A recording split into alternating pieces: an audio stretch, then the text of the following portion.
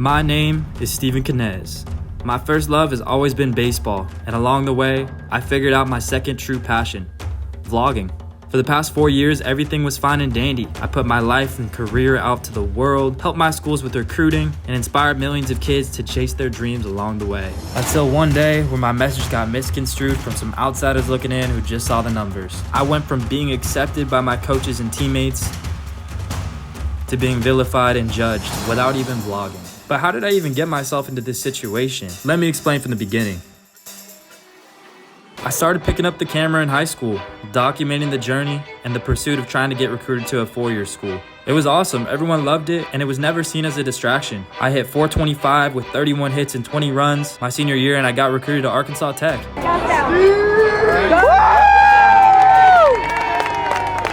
As soon as I got to ATU, I adjusted to the intense college baseball schedule, and pretty soon, to my surprise, I was asked by everyone to start bringing out the vlog. Even though I still had like 1,000 subscribers and that I got hurt early on, I kept it going because it brought my team together and my coaches got behind it as well, even helping recruit kids to the school, showing an insight on all our daily lives.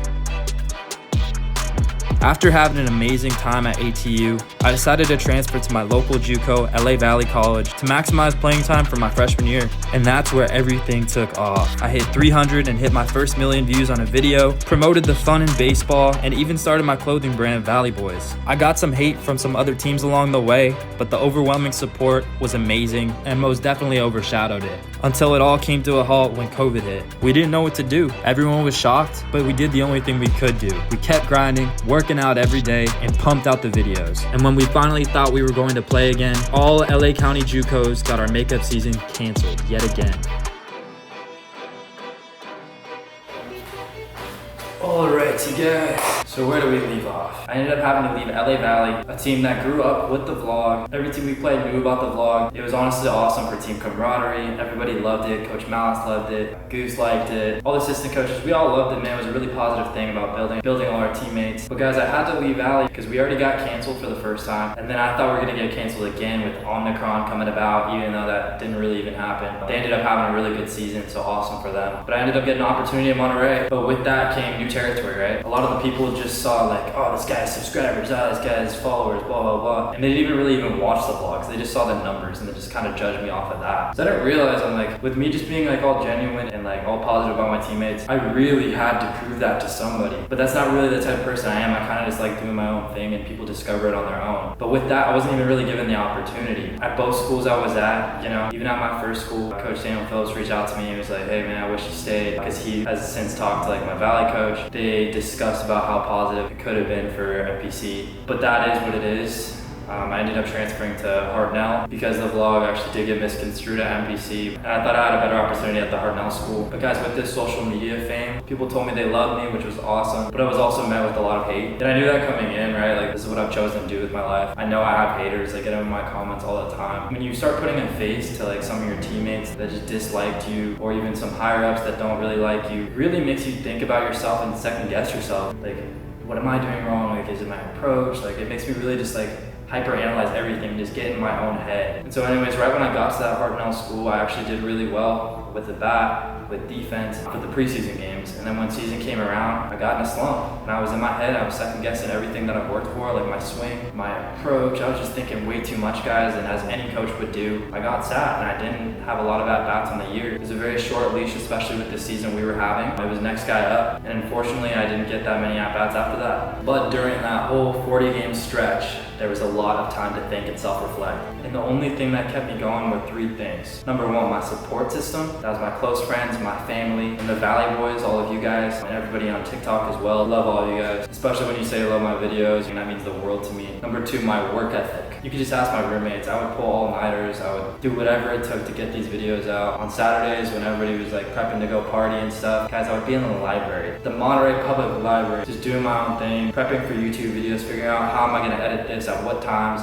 while I'm still playing college baseball, while I'm trying to make it work. Working with Hunter and Kevahn, we would go to Pacific Grove Park, we would grind out some skits. Just with the boys, we'd have all the creative juices flowing. That's when I really started believing in myself again. When I started to go viral again, started to pop a couple million viewed vids, I was like, okay, sweet, we still got this. That really also helped me realize that I could make this into a career. And then just planning and setting up the foundation from when I got out of season into what I've been able to put out and what I'm planning on doing for the future. been working with MLB, working with a couple foundations, working with Dodger Films, and really just leveling up my YouTube and TikTok and social media game. I had to figure it out then so I could be ready for it now. And guys, number 3, my faith. Guys, even at my darkest moments, every Sunday I would still go to St. Angelica's Church in Pacific Grove. Even when I didn't even know what to pray about, like I still just went. I've been raised Catholic, but I really didn't take my faith like super seriously until I was at my lowest moment. I had to humble myself and look upwards and realize that I'm not alone in this, and that God has a plan and you just need to keep sticking to it no matter what that plan is. You just have to keep working hard until that plan gets even more clear. And I realized that I had to trust my gut feeling. I kept on going against my gut. That's honestly what got me spiraling down this little rabbit hole just in my own head, you know? I was always just thinking because I wasn't doing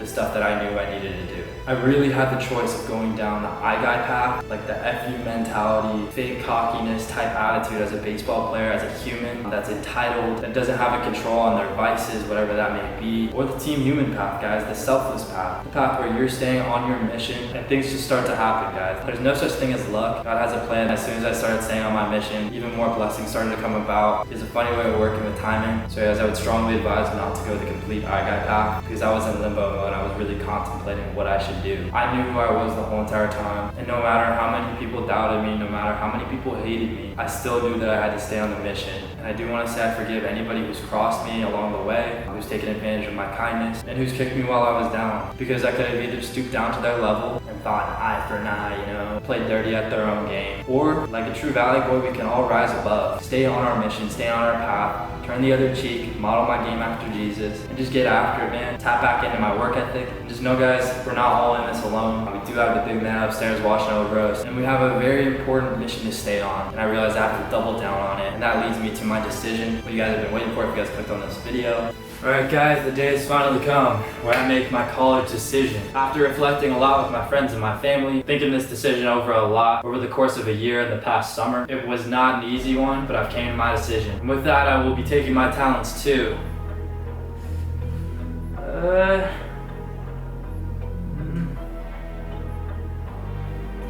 Valley Boys University, baby.